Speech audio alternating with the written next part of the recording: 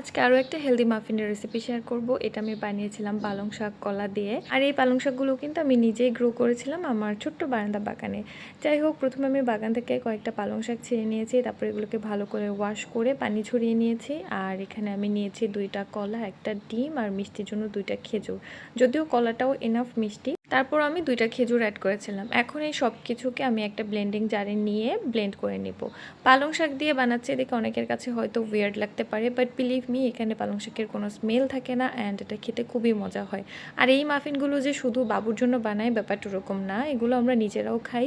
ইদানিং একটু হেলদি খাবার দাবার খাওয়া ট্রাই করছি। যাই হোক, এখানে আমি হাফ কাপ ময়দা নিয়ে নিয়েছি।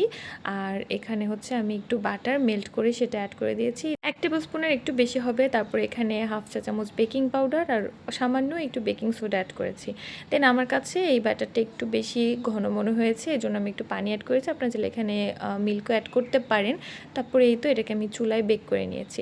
এটা কিন্তু এখন পারফেক্টলি বেক হয়ে গিয়েছে, বাট আনফর্চুনেটলি আমি চুলাটা না অফ করতে ভুলে গিয়েছিলাম, যার কারণে এটা আরও 5 মিনিটের মতো ছিল চুলায়, যার জন্য নিচের দিকটা একটু বেশি বেক হয়ে গিয়েছিল। মাফিনটা পুরোপুরি ঠান্ডা হয়ে যাওয়ার পরে বেকিং পেপারটা কিন্তু খুব সুন্দর করে উঠে আসবে।